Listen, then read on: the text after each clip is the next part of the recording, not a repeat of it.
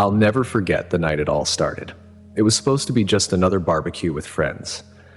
We were sitting around this big campfire, a few couples just enjoying a summer night. The smell of steak on the grill, cold beers in hand. The conversation had been the usual stuff for most of the night. Kids, work, some funny stories. But then, out of nowhere, someone threw out a new topic that made everyone pause. A celebrity free pass. At first, I thought I misheard. I asked, "What the heck is a celebrity free pass?" Sadie, one of the wives there, looked at me like I was from another planet and explained it right out. It's basically a deal between partners. If you ever have the chance to hook up with a celebrity, you have a pass. Like, it doesn't count as cheating. You'd get an official hall pass from your partner. No strings attached. I couldn't believe what I was hearing. My wife, Emmy, was quiet next to me, but I saw this little smile forming on her face like she was thinking about it. It got stranger. Sadie's husband, Tom, jumps in and says, "Yeah, we even agreed on it. And not just celebrities. If we ever felt like we needed a break to be with someone, we'd have each other's permission as long as we were honest about it." He grinned like this was totally normal, like they had discovered the secret to a perfect marriage. A few of the other couples nodded, agreeing like it was no big deal. I couldn't believe people actually did this. To me, a commitment is a commitment. I looked over at Emmy, hoping she felt the same way, but she looked curious, like she was warming up to the idea.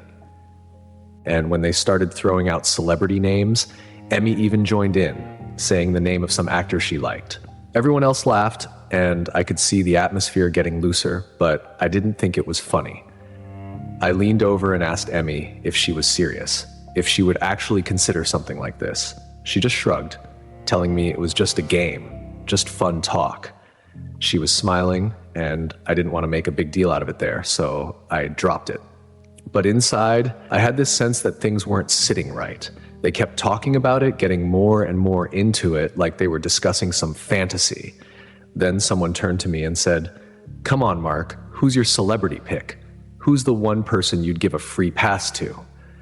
I brushed it off, not wanting to play along, but they kept insisting, all of them looking at me, laughing like it was harmless. Even Emmy nudged me like she was totally on board with this whole game. I threw out some random celebrity name just to get them off my back, thinking that would be the end of it. But then Emmy leaned in close and told me later that night that she was picturing this celebrity she'd named while we were together, like it was some little thrill for her. I tried to laugh it off, but I made it clear the next morning that this wasn't for me. I told her I'd never be okay with the idea of a real pass. Emmy just nodded, saying it was just a joke, nothing serious. And honestly, after a while, I put it out of my mind. After that night, I thought we had moved on. Life got back to normal pretty quickly. We had kids not long after, and between raising them, work, and the everyday stuff, that barbecue night just faded into the background for me. But looking back, that night and that stupid game planted a seed that would grow into something way bigger than I ever imagined. It was a Thursday night, a bit past midnight, and I was in Los Angeles for a work conference. I'd been up late finishing some reports, and I was about to crash when my phone rang. I looked at the screen and saw it was Emmy calling. I was surprised since it was pretty late, but I picked up right away. The second I answered, I knew something was off. There was loud music in the background, and Emmy's voice was unsteady. She sounded like she'd been drinking, which wasn't unusual when she was out with friends. But what she said next was something I never saw coming. She was laughing and almost yelling over the noise. "Mark, you're not going to believe it. I met Joshua from my favorite soap opera. Can you believe that?" I barely had a chance to say anything before she added, "And guess what? I'm going to use my free pass with him. Isn't that amazing?" She was practically shouting into the phone, but her words were crystal clear. It hit me like a punch to the chest. My first reaction was to ask if she was serious. I kept saying, "What do you mean? Are you actually going to do this?" But before I could get a real answer, she said something like, "I'll tell you all about it when I'm back. See you Saturday." And then the line went dead. I just sat there staring at my phone in complete disbelief. My mind was racing. I kept telling myself, this has to be a joke. She wouldn't actually do something like this. But at the same time, I could tell she was serious. I tried calling her back immediately, but her phone went straight to voicemail. I left message after message saying things like, "Do not do this. This is a mistake, Emmy, and there will be consequences if you go through with this." I tried texting her too, like hoping she'd read one of them and snap out of it, but the whole night there was nothing. No response, no sign that she even cared. That Friday was torture. I could barely focus on anything at the conference, replaying that call in my head over and over. The more I thought about it, the angrier I got. This wasn't just some silly game we joked about years ago. This was real. Emmy had called me up laughing, telling me she was about to break every promise we'd made to each other, and she acted like it was nothing. After work, I took our kids to my parents' place for the weekend. I didn't want them around when Emmy came home, especially if we were about to have a confrontation. My mind was already spinning with questions about what I was going to say to her, how I was going to handle this. I thought maybe I could get some information from someone else who was on the trip with her. I decided to reach out to Jack, whose wife, Jen, worked with Emmy and was on the same trip. Maybe he could talk to Jen and find out if this was really happening. So I drove over to Jack's house. When I got there, he looked surprised to see me, but he let me in. I told him everything that had happened, that I couldn't reach Emmy and that I was worried she might actually go through with this so-called free pass. Jack's face went pale. I could see he wasn't sure how to react, but he agreed to call Jen to see if she'd heard anything about Emmy's plans. When he finally got Jen on the phone, I could barely breathe. I sat next to him quietly, listening in. Jack brought up Emmy casually, asking how things were going, and then he asked if she'd seen Emmy around. Jen hesitated, but eventually mentioned that she had seen Emmy at the club with the actor. She said Emmy had danced with him a few times, and that Emmy had even whispered to her about using her free pass. She then mentioned how she tried to talk Emmy out of it, but Emmy was determined. Hearing that confirmed my worst fears. It wasn't just a drunken joke or some ridiculous misunderstanding. Emmy was planning to go through with it. I was furious, heartbroken, and totally unsure of what to do next. Saturday finally came, and I was tense, just waiting for her to walk through the door. I had so many things I wanted to say, but my mind was a mess. I kept replaying that call, the messages I'd left, and everything Jen had confirmed through Jack. I was half hoping Emmy would come back, apologize, and say she'd realized it was a mistake, but I had this gnawing feeling that wasn't what I was going to hear. Around 4, I got a text from Jack saying Jen had just been dropped off by Emmy. That gave me about 20 minutes, so I set up a camera in the living room, hidden on a shelf, because I knew I'd want everything on record. I sat on the couch trying to stay calm, but I felt like I was about to explode. Then I heard the garage door open and she walked in, all smiles and excitement, like she'd just been on the best trip of her life. She barely looked at me before saying, "Oh my God, Mark, what a crazy trip. You wouldn't believe everything that happened." Her face was glowing like she was sharing some amazing vacation story with me. I just stood there staring at her, trying to keep my voice steady as I asked, "Did you get any of my calls?" She glanced over at me, barely fazed, and said, "Oh, my phone broke. I dropped it and it shattered. I didn't get a single call or message." I didn't buy it, not for a second, so I went straight to the point. "You called me on Thursday. You said you'd met a soap opera actor and planned to use your pass with him. What happened, Emmy?"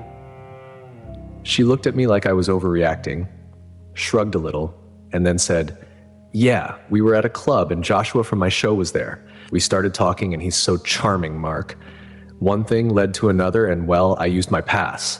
I thought you'd be happy for me. I mean, come on, he's famous and he wanted me. Can you believe that?" She laughed like she was in on some big exciting secret, like it was a story I'd somehow enjoy hearing. I could feel myself getting angrier, but I stayed calm. "Happy for you?" I said. "You actually think I'd be okay with you doing this, Emmy? This is our marriage, our family, and you just threw it all out because some actor showed you a little attention." That's when her tone shifted. She looked at me almost confused. "Mark, it's not a big deal. It was just a couple of nights with someone I'll never see again. I mean, that's what the pass is for, right? I thought we'd agreed on that years ago. Didn't our friends do the same thing?"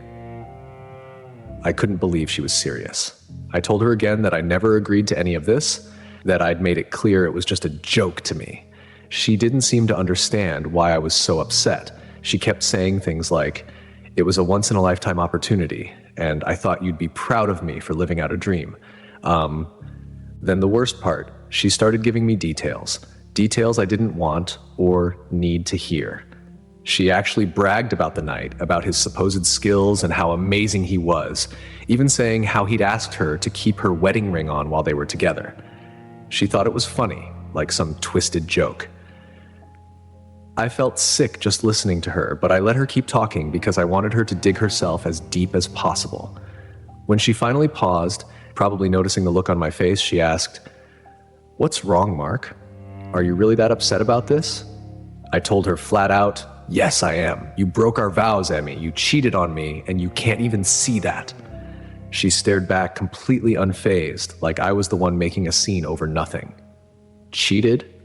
She scoffed. "It's not cheating, Mark. We talked about this years ago. It's my free pass. I told you it was going to happen, and I thought you'd be supportive." In that moment, I knew she wasn't going to understand or even try to. She didn't see anything wrong with what she'd done.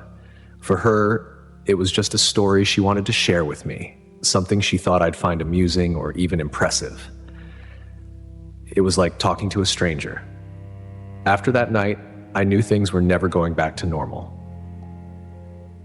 I couldn't look at Emmy the same way, and I felt like I'd been living with someone I didn't really know. It was clear she didn't regret what she'd done, and that made it impossible for me to see a way forward. So I started planning. I didn't want our kids in the middle of this, and I needed to be prepared for whatever was coming. This wasn't going to be some quiet disagreement.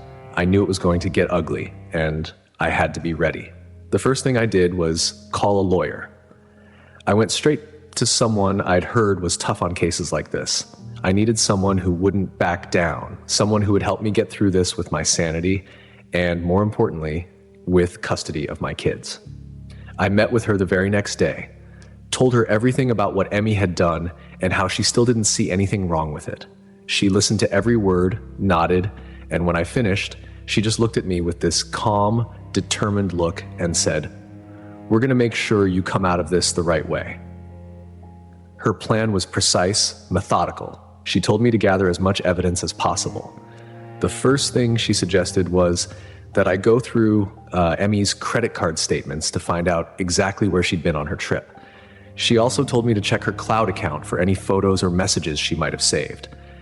Apparently, people like Emmy couldn't resist leaving little trophies of their escapades. And she was right. I went through her cloud storage, and there they were. 3 photos of her with the so-called actor. In one, she was practically hanging on him, grinning like a teenager. I felt a fresh wave of anger and hurt seeing it, but I kept going. I copied everything onto a flash drive and brought it straight to my lawyer. The more we looked, the worse it got. The photos weren't just selfies. One of them even had her friend Jen in the background, laughing along with her. My lawyer was thrilled, telling me this would be crucial if Emmy tried to deny anything in court. She warned me, though, that Emmy's side was likely to come out swinging. She reminded me to keep a low profile and stay as calm as possible, no matter what Emmy tried to pull. That whole week, I acted normal around Emmy, letting her think I was just quietly getting over it, while in reality, I was building my case. Emmy didn't suspect a thing. She seemed to assume I'd just eventually accept it, maybe even pretend it didn't happen. I could see she wasn't taking any of this seriously, and that just made it easier for me to keep moving forward. The next step was setting up our confrontation in court. My lawyer planned to bring everything to the table. Every photo, every call recording, every text. She didn't want to leave any room for Emmy to play innocent. In fact, she suggested that we not let Emmy know what we had until we were right in front of the judge. That way, she'd be caught off guard, forced to explain herself in the moment. I liked that idea. It felt like the only way she'd truly be held accountable. The night before our hearing, I told Emmy I was going out for a bit and stayed at my parents' house just to avoid any more direct contact. My mom and dad had been supportive, but they knew what I was up against. I told my dad everything, and he just shook his head, saying, "Son, I never thought I'd see you go through something like this, but you're doing the right thing." That gave me a strange kind of strength, hearing my dad back me up like that. The next day, I headed to court with a mix of nerves and determination. I knew Emmy would be blindsided, and I was counting on that. This was our chance to lay everything out and show just how deeply she had crossed the line. I wasn't going to back down. Not now, and not ever. The game she played, the betrayal she tried to justify, this was her mess to own up to, and I was ready for whatever was coming. Walking into that courtroom, I felt like I was in the final stretch of a marathon I'd never signed up for. I saw Emmy across the room looking completely confident, almost smug. I knew she expected this to be a quick hearing, maybe a slap on the wrist, and then we'd just move on. But she didn't know what was coming. As the hearing started, Emmy's lawyer wasted no time painting me as an overreacting husband, someone making a big deal out of one small mistake. He even suggested I was using this to control her, which honestly made me want to laugh. Control her?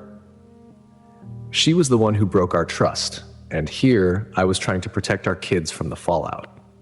When it was my lawyer's turn, she started carefully asking Emmy about her trip, about her friendship with this so-called actor, and about the nature of their free pass arrangement.